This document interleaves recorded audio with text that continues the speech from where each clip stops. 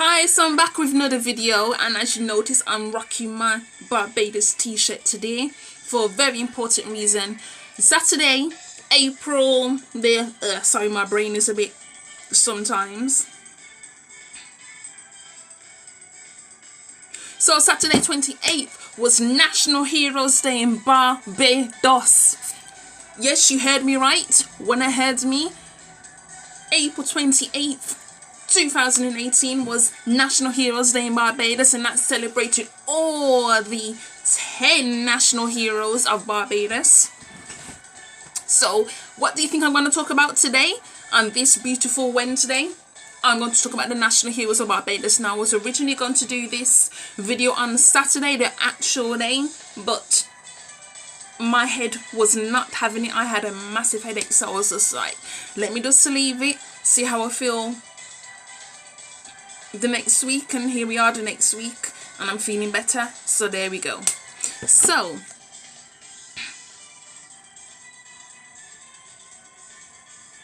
the very first national hero of Barbados is Boosa. Now Boosa, I mentioned him in my previous video about Kanye West and R. Kelly, and Boosa is known as the freedom fighter. You can find the statue of Boosa in, where is it now? It is in Bridgetown. Let me just Google it because I don't remember the exact location, but I know you can find a statue of him in Bridgetown, I believe it is.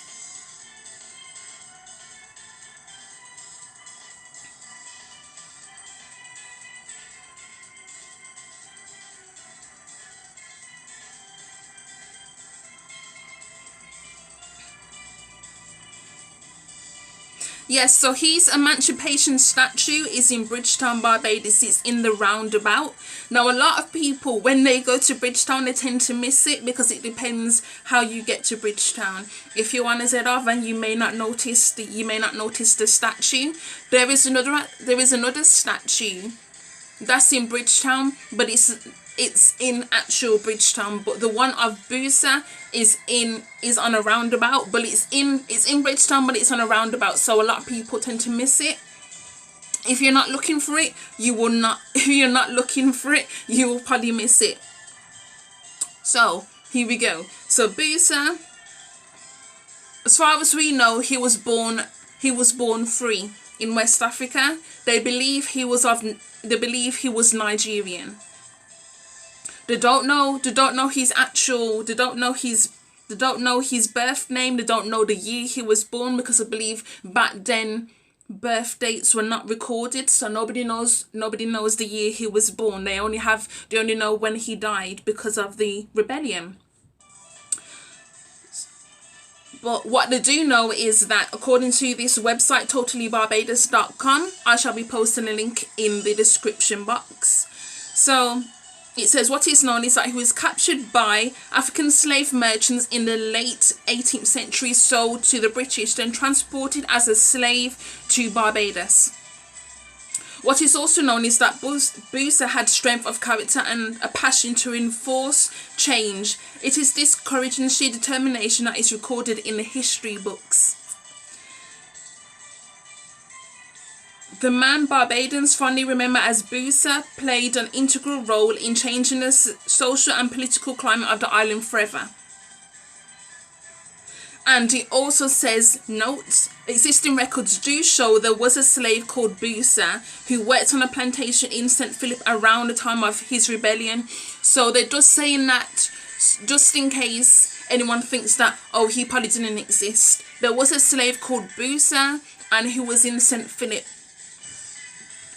And that is where he was working as a slave, in the parish of St. Philip. And so this is where the little link is anyway, because they're saying he was in St. Philip at the time of his rebellion, so most likely this is the same person as speaking on the revolts. So it says Boosa's rebellion, as it is known, was the first of 3 large-scale rebellions in the British West Indies. In the years leading up to the emancipation, it was followed by the large-scale rebellion in 1823 in Demira. I think I spelled that. So I think I've pronounced that so wrong, now part of Guyana, and by an even larger rebellion in 1831 to 1832 in Jamaica. That was the Maroons, their rebellion in Jamaica at that time. And you know, None of the Maroons was the most popular Maroon that people know to this day in Jamaican culture. A lot of people are actually, I believe, descended from the Maroons. So, you know, you're lucky. So it says Boosa's Rebellion. On 14th of April 1816, Boosa led a large-scale revolt against the Barbadian elitist plantocracy. This resulted in tremendous battle between the slaves, the planters, and the West India Regiment, a part of the British Army, and had a significant impact on the historical development of Barbados.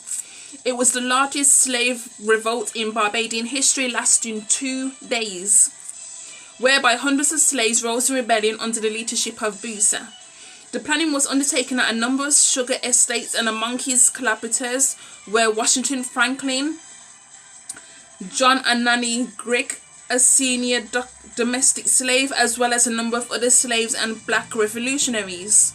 Carefully executed by approximately 400 slaves, the Boosa Rebellion was geared towards overthrowing the white planter class in an attempt to regain freedom, restructure the politics of the island, and create a better life for black and coloured people. Boosa was killed in the revolt battle, forced into submission by the regiment, who had an armory of superior weapons at their disposal, unfortunately. 50 enslaved people also died in the battle, and 70 were executed in the field.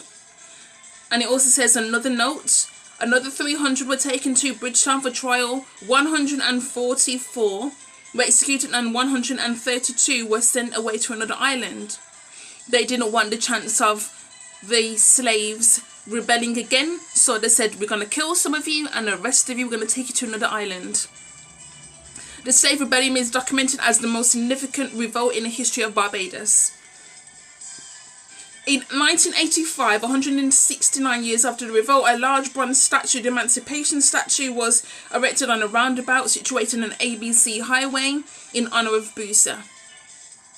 The statue represents a slave breaking free from chains, symbolising strength of emancipation, and is a nod to the courageous freedom fighter who is now a Barbadian household name. In 1998, by Act of Parliament, Boosa was again publicly honoured by being named as one of the 10 official national heroes of Barbados for his significant contribution to the island's history and development. This powerful and historic figure in Barbadian history represents emancipation and freedom to many, and his legacy will live on in the hearts and minds of Barbadians for generations to come. What an amazing man. To do all of that despite your circumstances is just mind-boggling. Secondly, Miss Sarah Ann Gill. She's the second national hero of Barbados. Sarah Ann Gill was a social and religious leader in Barbados during the days of slavery, best known as the heroine of Methodism and freedom of religion. She is known for bringing Christianity and the church more into Barbados, and for the role she played in establishing a religious alternative to the white-dominated Church of England in Barbados. Born in 1795, Sarah Ann Gill was a free, mixed ancestry woman. She was born to a black mother and a white father, who notably felt the brunt of the racism that was inherent in Barbadian society at the time. She chose Methodism as her religion, and by 1820 was considered to be a full member of the Methodist Church. It is said that Methodism was first brought to the shores of Barbados in 1788 by Dr. Thomas Coke, a big advocate for the religion and its associated missionary activity. The new religion challenged the existing social order in Barbados and was met with great hostility by the social upper class of the island. No surprises there. As Methodism grew in popularity, so did the hostility towards it. Its membership included blacks as well as those referred to as colours. Basically, to explain that, it's just because white people wanted you to follow what religion they was doing, and if you chose to follow a completely separate religion, they were not having it. By 1793, this growing hostility was evident when Methodist missionaries were openly viewed as anti-slavery antagonists and deemed agents from the English-based anti-slavery society. Regardless of the fact that Methodist missionaries were being run from the island and a Methodist chapel in Bridgetown was destroyed by a mob of white rioters in 1823, Sarah Ann opened up her house as a church despite being met with more serious oppression and persecution. They started targeting her house. For 1 year, Sarah Ann received constant threats against her life and warnings that her house would be burnt down. Additionally, because the Conventicles Act of 1664 prohibited no more than 5 persons gathering for worship at one time, unless in a licensed meeting place led by a licensed preacher, Sarah Ann was persecuted by society and illegal authorities for holding illegal meetings. Her persistence with holding these worship services and badgering by magistrates for all manners of allegations ended up with Sarah Ann being prosecuted by the House of Assembly. Persecution did not dampen Sarah Ann's determination or spirit. On each occasion, she defended herself against the authorities at her own expense and continued to uphold her strong commitment to religious freedom. She boldly continued to hold her worship services despite the incredible risk, adverse conditions, and the constant threat of legal and personal endangerment. Despite Sarah Ann's advance to the country, Reverend Moses Rayner returned to Barbados in April 1825 and built a chapel on the island purchased from Sarah Ann in order to continue the faith. The chapel was constructed on the site of the present James Street Church. All the commotion surrounding the Sarah Ann Gills eventually reached all the way across the seas to the House of Commons in England. After much debate, its member declared on 25th of June 1825 that ample protection and religious toleration be secured to all of His Majesty's dominions. Sarah Ann Gill is only remembered for her conviction and commitment to defending the rightful freedom of religion, which ultimately protected the very existence of Methodism in Barbados during a time when it was under severe threat. In a mark of respect for such an incredible woman, Sarah Ann was laid to rest on February 25th, 1866 in a small cemetery at the back of the James Street Chapel. Locally, the Gill Memorial Church at Eagle Hall was named after Sarah Ann. In the 1980s, it was replaced by a new Gill Memorial Church built at Fairfield Road in Blackrock, St. Michael. In 1998, by the Act of Parliament, Sarah Ann Gill was also publicly named as one of the 10 official national heroes of Barbados, celebrating those who played a major part in Barbados history and development. And to this day, she is still the only woman that is recognized in Barbados history to be a national hero, and the only woman out of 9 men. There is 9 men and 1 woman. That makes up 10 national heroes of Barbados. Jeez.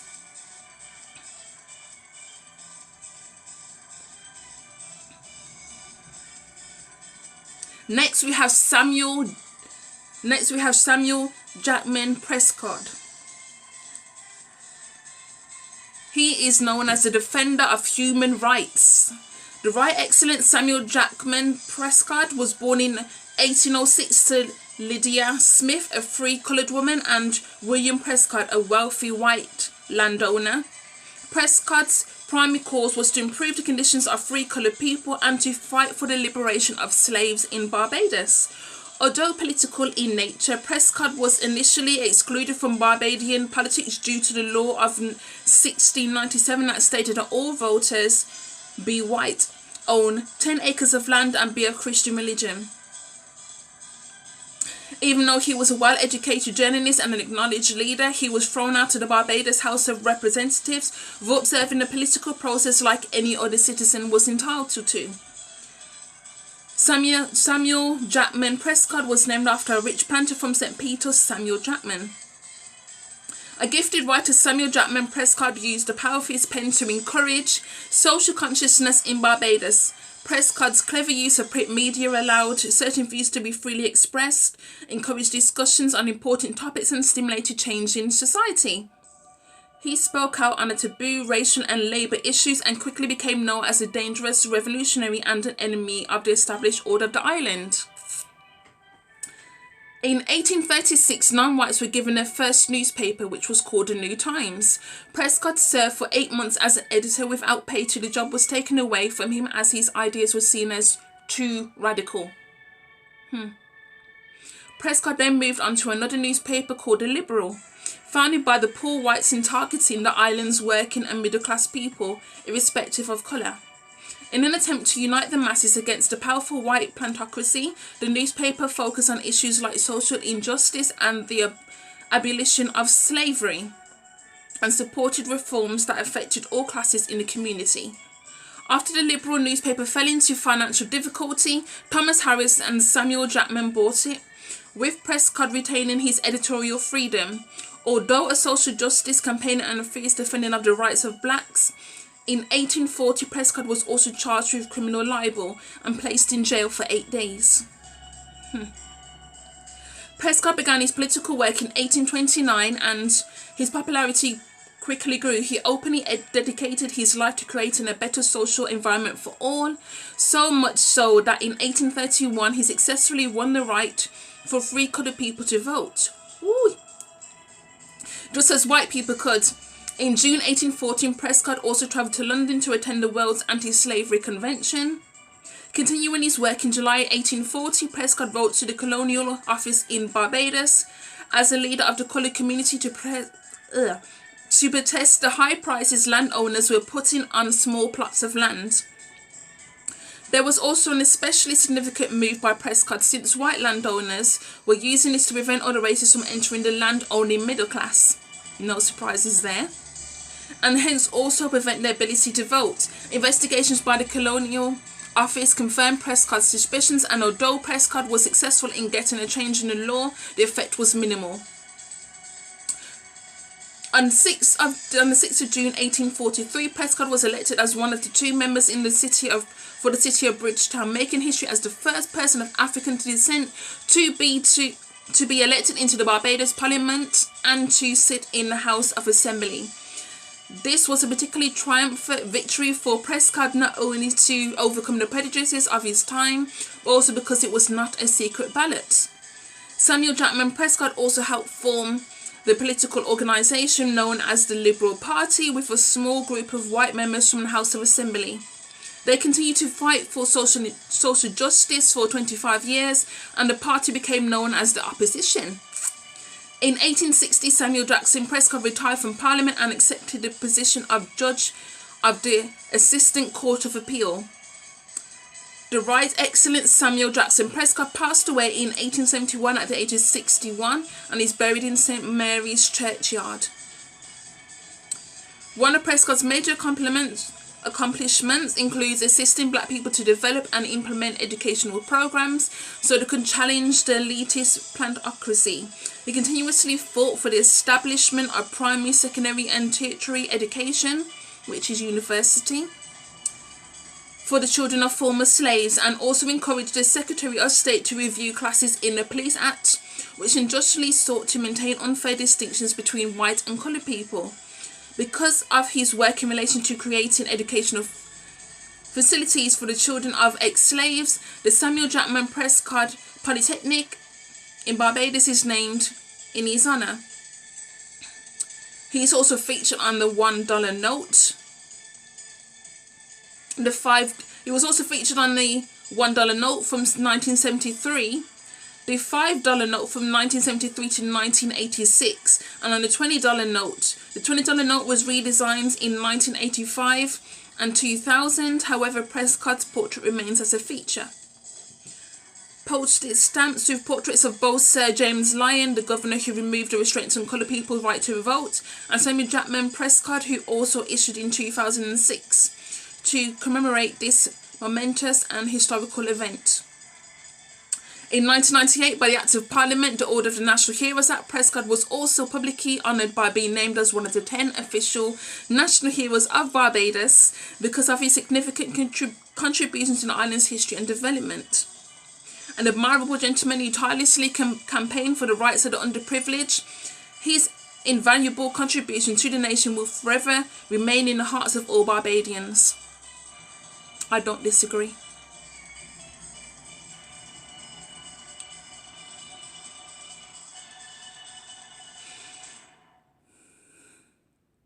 Charles Duncan O'Neill. He is known as the social transformer. He is fondly remembered from laying the foundation of social reform in Barbados. Charles dedicated much of his life to working for the poor and to agitating against the deep-seated racism inherent in Barbados during the 1920s and 1930s. He was considered to be of high social and professional status within the island society, as he was a medical doctor of the privileged class. Duncan O'Neill's stance on social reform was the first time in the island's history that a university educated professional had aligned themselves with what was considered to be the lower class of society. Charles was also the first black activist of his time to campaign for free education and dental care for children, improved housing, and the abolition of the located labour system and the Masters and Servants Act. He was born in Barbados in 1879. He left the island after secondary school to study medicine at the Edinburgh University in Scotland. It was there that his interest and passion for politics grew. He ran for local government office and in fact won a seat. However, he felt compelled to go back to Barbados and spread his socialist message across the island to his fellow Bajans. In 1910, he did return to Barbados but found the conditions so depressing that he went to live and work in Trinidad and Dominica. After 14 years, he was once again drawn back to his beloved island, and it was in October 1924 that O'Neill founded the Radical Democratic League political group, based on his socialist ideals. In 1932, O'Neill won a seat in the Barbados House of Assembly as a member for Bridgetown. During his time in Parliament, he continued to fight for workers' rights, the poor and disenfranchised, and persistently campaigned for abolishing the practice of child labour. Charles' many achievements include the creation of a wide network of grassroots organisations. He founded the Democratic League in 1926, set up the Working Men's Association, launched a cooperative venture in Bridgetown, and he also invested in a newspaper called The Herald, which promoted a message of social change. Charles is also credited with being the first politician in Barbados to campaign to improve conditions of women in the workplace. Yes. And supported the role women held in leadership positions in the Democratic League as well as the Workers' Men's Association. So he was rooting for us women. Enough respect. It is also worth noting that one of the two main bridges over the carnage in the nation's capital city, Bridgetown, is named after these local legends, namely the Charles Duncan O'Neill Bridge. In 1998, by Act of Parliament, Charles Duncan O'Neill was also publicly honoured by his mother country by being named as one of the 10 official national heroes of Barbados, which celebrates those Barbadians who have made outstanding contributions to the country's history and development.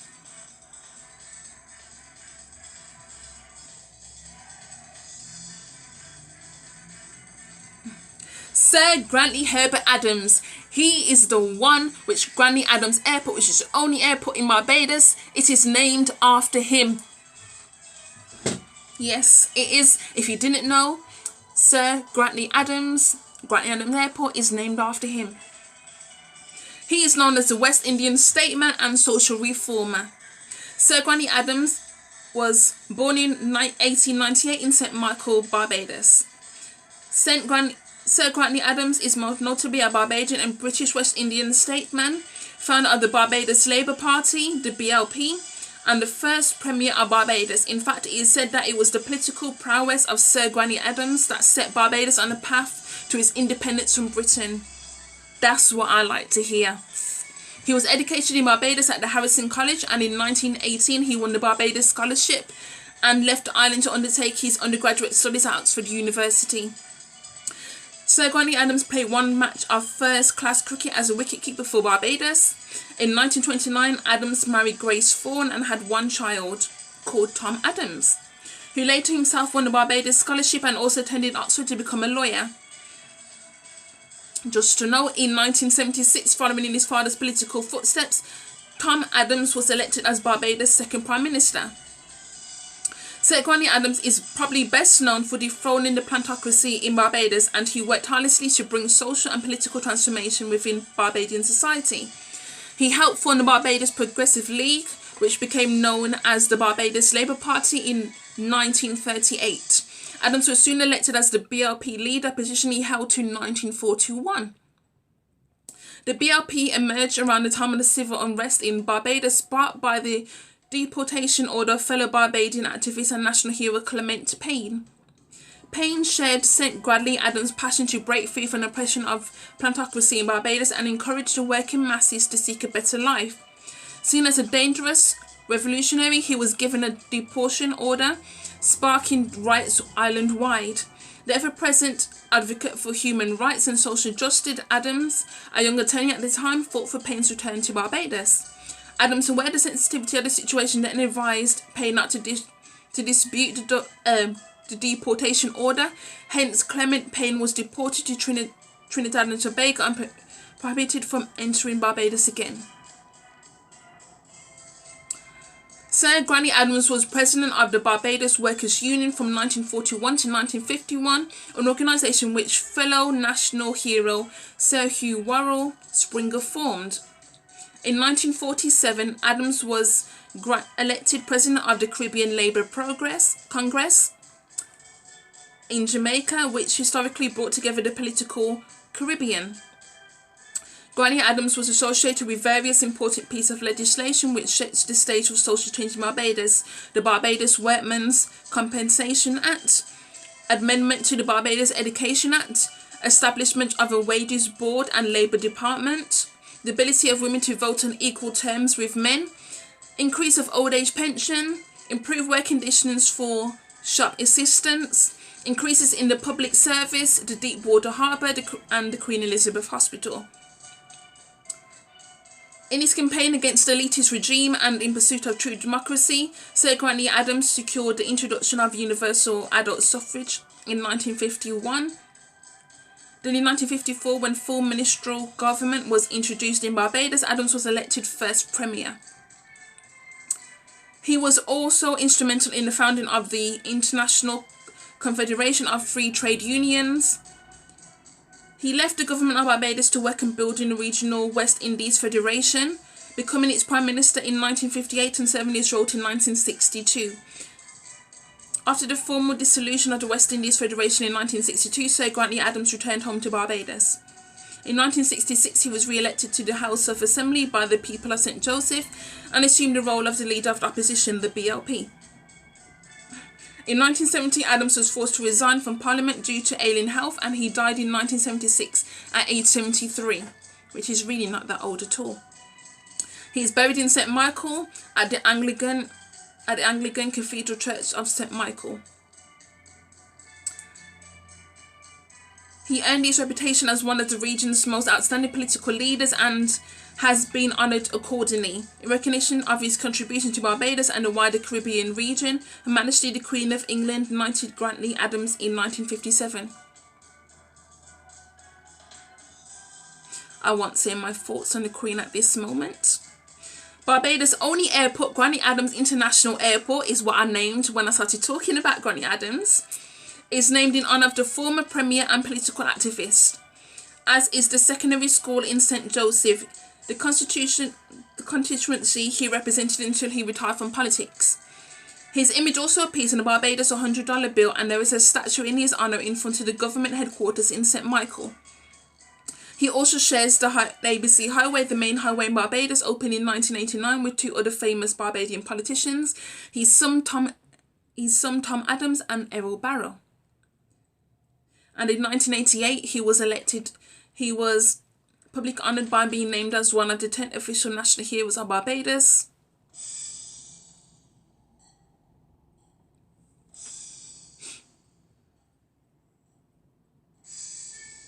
Clement Osborne Payne. He is known as a trade union pioneer, Clement Osborne Payne is most famously known for being a pioneer at the forefront of the Caribbean trade union movement. Born in 1904 in Trinidad to Barbadian parents, Payne's dream was to improve the conditions of the working population of the island. He wanted to uplift workers to help them break free from the oppression of the plantocracy. He moved back to Barbados when he was 4 years old, but returned to Trinidad in 1927 when he became the advocate of social justice and was heavily involved in the growth of militant trade unionism. In 1937, Payne was back in Barbados, campaigning to the masses to seek a better life, free from the oppression of the elite white planter class. He held public meetings in Bridgetown, the national's capital, at which Payne emphasised the rights of the people, encouraging them to stand up for themselves and insist on better conditions. Payne was viewed as a dangerous revolutionary that threatened the very nature of Barbadian society at that time and was kept under close observation by the authorities. Because he was kept under such a close watch, Payne was eventually accused of falsifying a statement to the Barbados Harbour authorities when he entered Barbados in 1937, stating that his place of birth was Barbados and not Trinidad. When the case was brought to trial, Payne pleaded not guilty and the case was adjourned. However, when it resumed, he pleaded his own case as he did not have legal representation and was found guilty, ordered to pay £10 sterling or spend 3 months in prison. He appealed this decision and was provided with moral and financial support from working class Barbadians. The night after his court appearance, Payne held another meeting and announced his belief that the government had ulterior motives. The following day, Payne had approximately 300 workers march to the governor's residence at Governor's House. He and 13 of his supporters were arrested and charged for refusing to disperse as an assembled mob.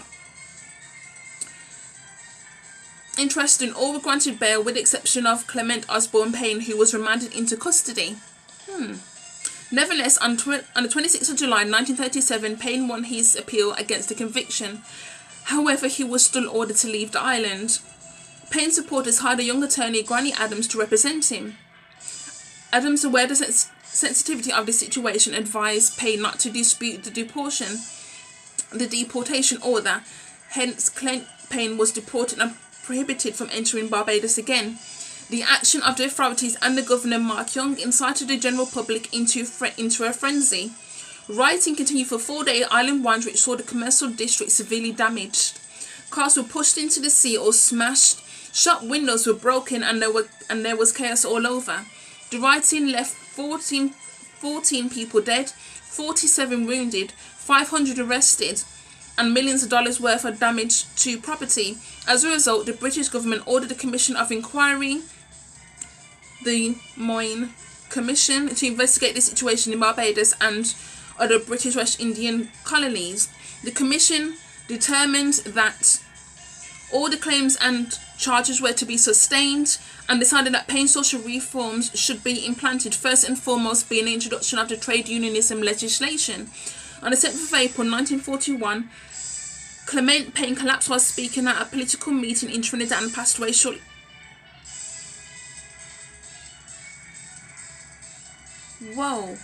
Passed away shortly after at the age of 37 years. Wow. That's only 7 years older than I am now. As a testament to Clement Payne's contribution to Barbadian society, the Clement Payne Cultural Centre was created in 1989. Here, Payne works continues to be carried out by Barbadians who identify with the struggle of their ancestors' history and strive to make a difference to society. And also in 1998, he became one of the national heroes of Barbados.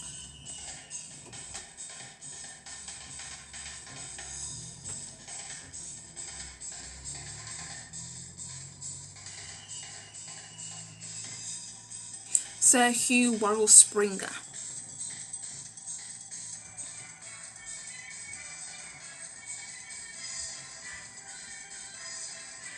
He is remembered as one of the greatest Barbadians of all time. Sir Hugh Worrell Springer, 1913 to 1994, worked in a variety of professional and political capacities worldwide.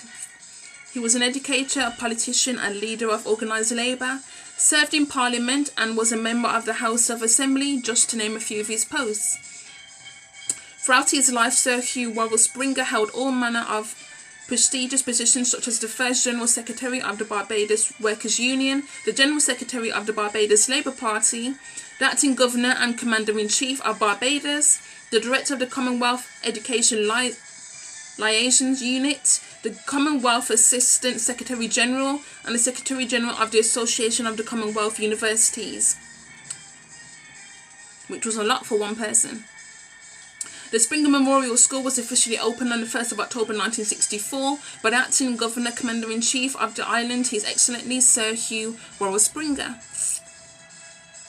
He received a Barbados Scholarship in Classics from Harrison College in 1931. He then went on to Hertford College in Oxford, where he was awarded a BA in 1936. After Oxford, he made a decision to pursue teaching at one of the best-known educational colleges in London. However, it was made clear to Springer that was based on his complexion, he was not in a position to hold up his post of a teacher. Nevertheless, Sir Hugh moved on with his head held high and ready for a new challenge. He returned home to Barbados in 1938 after being called to the bar at the Inner Temple in London, where he had previously studied law. Shortly after his return, the principal of the Codrington College died, and until a next in line was found, Sir Hugh was finally able to realise some of his education ambitions by taking over the teaching of classics at the college. At this point in his life, Sir Hugh Springer was also extremely focused on the vision of creating the Progressive League, of which he became General Secretary. Springer was also able to historically form the Barbados Workers' Union, of which he was also its first General Secretary, a position he held for 7 years, from 1940 to 1947. In 1940, Springer was elected to the House of Assembly, and in 1944, he was then elected member of the Executive Committee. In another nod to his educational pursuits, in 1946, the Barbados Progressive League Congress Party coalition appointed Springer to be responsible for education, legal departments, agriculture and fisheries.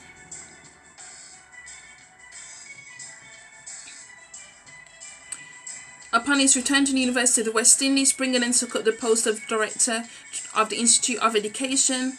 From 1966 to 1970, Sir Hugh Worrell Springer served as Assistant Secretary General Education at the Commonwealth Secretary, these words, allowing him to play a pivotal role in the development of the Commonwealth Scholarship and Fellowship Programme. Continuing his lifelong passion for education, he then served as the Secretary General of the Association of Commonwealth Universities from 1970 to 1980. And in 1978, he also served as the director of the United World College. It was when Sir Deaton Ward, the Governor-General of Barbados at the time, died in office in 1984, that Springer was knighted and then appointed as Barbados' newest Governor-General, one of his finest achievements. Sir Hugh was forced to retire in 1990 due to his failing health, and he subsequently died in 1994. In 1998, as Act of Parliament, Springer was publicly honoured by being named as one of the 10 official national heroes of Barbados.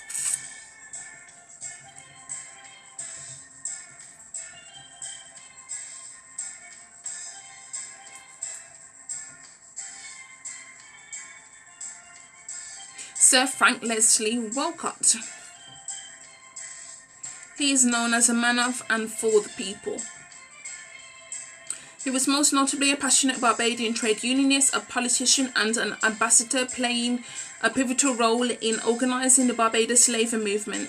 Describing himself as Frank by name and Frank by nature, Walcott is most often remembered as the single most important trade unionism personality in Barbados. Sir Frank distinguished himself on all levels, locally, regionally and internationally. Not only did he organise workers and negotiate on their behalf, but he also was known for having a visionary approach to bargaining for improved conditions for the working Barbadian population. He was invited by the leaders of the Progressive League, Sir Hugh Worrell Springer and Grantley Adams, to join the labour movement. Sir Frank began his vocation as an active unionist, and in 1945 became the assistant of Sir Hugh Springer, the General Secretary to the Progressive League.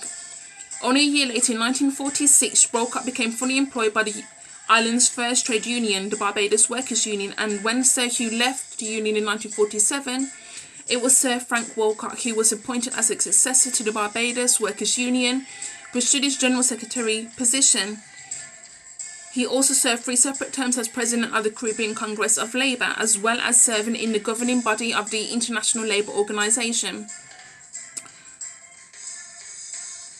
In the political arena, Walcott served as a Member of Parliament in the Barbados House of Assembly, representing the Democratic Labour Party DLP from 1945 to 1966, and again from 1971 to 1976. Between these terms, Sir Frank also served as a senator, and was in fact President of the Senate from 1986 up until 1991, when he retired from public life. By 1953, he was also elected to the Executive Board of the International Confederation of the Free Trade Unions, a position he also served until his retirement. Between the years of 1958 and 1991, he earned his name as the union's most forceful personality by making the BWU as strong as any other in the region with his visionary outlook and determined spirit. He spent 45 years as an employee of the Barbados Workers' Union. Some of his benefits included the National Insurance Scheme and maternity leave. After Barbados gained its independence in 1966, Walcott also served as the nation's first ambassador to the United Nations. In 1954, he was appointed as an officer of the Order of the British Empire.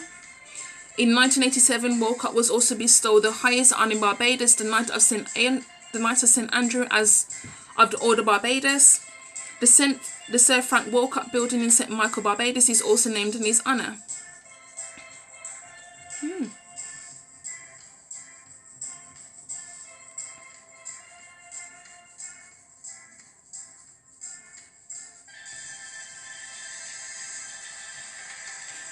And then we have Errol Walton Barrow, who is known as the father of independence and social transformation. He was born on the island in the parish of St. Lucy on the 21st of January 1920.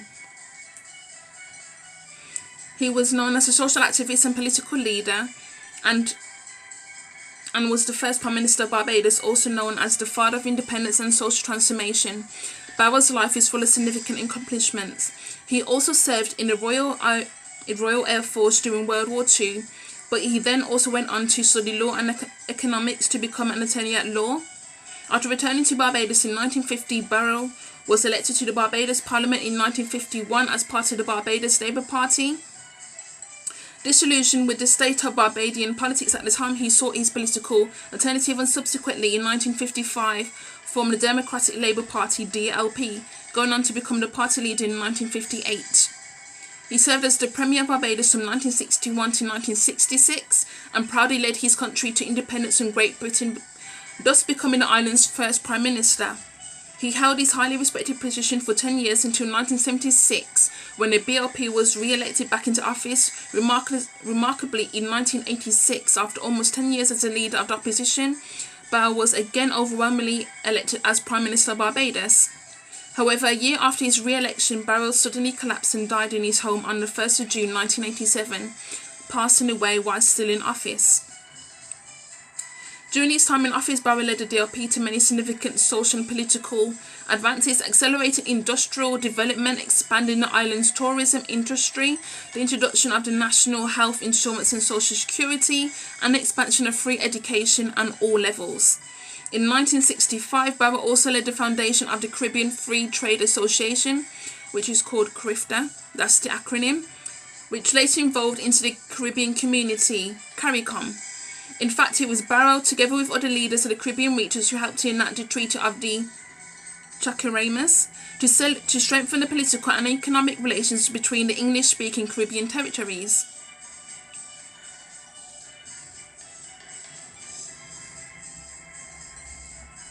And the 10th national hero of Barbados is Sir Garfield Alban Sobers. Arguably the world's greatest cricket all-rounder, Sir Garfield St. Alban Sobers began his first-class cricket career at the age of 16, and his Test cricket debut for the West Indies a year later. He played cricket for the West Indies between 1954 and 1974, and in 1965 was made team captain, a role which he held until 1972. Cricketing great Richie Bernard has described Sir Garfield Sobers as The greatest all-round cricketer the world has seen, a brilliant batsman, splendid fielder, particularly close to the wicket, and a bowler of extraordinary skill. He was born on the 20th of July 1936 in Bridgetown, the nation's capital. This local legend is the fifth of 6 children. It is said that from an early age, Sobers demonstrated their natural talent to play almost any sport involving a ball, especially cricket, football and basketball. At birth, Sir Garfield had 2 extra fingers, one on each hand, which he removed himself during childhood with the aid of a catgut and a sharp knife. Oh, wow. Jeez. He removed them himself. Bloody hell. When he was 13, he was recruited to play for 2 cricket teams, the Kent St Philip Club in the Barbados Cricket League and the Wanderers Club in the Barbados Cricket Association. At the age of 17, that he made his second first-class appearance, it was shown that Sobers was a natural. He had shown enough talent to be selected for the West Indies team, and his third first-class cricket appearance was in fact his Test debut. In 1958, Sobers scored his maiden Test century against Pakistan and ended up with an unbeaten 365 runs, breaking a world record. In fact, at 21 years, he is the youngest player to break the individual scoring record in Tests and remains the youngest triple centurion. His record was not broken until Brian Lara scored 375 in 1994. From 1965 to 1972, he captained the West Indies teams, and Sobers played 93 tests overall for the West Indies. In his first 383 first-class matches, he scored over 28,000 runs and took over 1,000 wickets. Also spent his time with South Australia and Nottinghamshire teams towards the end of his career. It was in 1974 that, due to a knee injury, Sir Garfield Sobers retired from cricket, a sporting legend and a national treasure. Throughout his career, Sobers has had many great achievements and honours bestowed upon him. In 1961, Sir Garfield was the subject of both much critique and adoration. He was one of the first cricketers to try to integrate apartheid countries into cricket and also helped to coach black youths. In another outstanding achievement for this local Bajan, Sir Garfield Sobers was knighted by Queen Elizabeth II in 1975 for his services to cricket, controversially presented at the Garrison Savannah in Barbados as served at Buckingham Palace. In 2003, he was again presented another honour by being appointed an officer of the Order of Australia, where he had played many first-class cricket matches. The list of Sobers' achievements really is endless. Some of his awards he won during his playing career are West Indian Cricketer of the Year 1958 to 1959, Wisden Cricketer of the Year 1964, the Cricket Society Weatherfield Award for the leading all-rounder in English first-class cricket 1970, Walter Lawrence Trophy winner 1974, and the Wisden Cricketer of the Century 2000. The International Cricket Council even went as far as to introduce a Sir Garfield Sobers Trophy in 2004, which is awarded annually to the Player of the Year as selected by the ICC. In another big achievement for Sobers in 2004, Wisden was retrospectively selected for the leading cricketer in the world for every year dating back to 1900, except 1915 to 1918 and 1940 to 45. Sir Garfield Sobers was selected for the title for 8 of those years. Sobers was also highly honoured and acknowledged in his mother country of Barbados. In 1966, his image was placed on a Barbados independence postage stamp as a sign of respect from his homeland. In 1998, by Act of Parliament, Sobers was also publicly named as one of the 10 official national heroes of Barbados. He is the 10th and final national hero. As another nod to the great respect held for Sobers in Barbados, the Sir Garfield Sobers Sport Complex was built and is the island's premier indoor multi-purpose facility, conceived and designed as a venue for large sporting and cultural events. Inside the complex is a large gymnasium which also hosts a variety of events, as well as tennis clubs and an aquatic centre, all dedicated to this great Bajan hero. So there you have it. Those are the 10 national heroes of Barbados. I'm sorry this video was so long, but all of them achieved so much. I couldn't just say it in a reduce. I had to read what it said to get it all there. So I'm going to end this video now. Let me know your thoughts. Like, comment, subscribe if you feel to. Peace.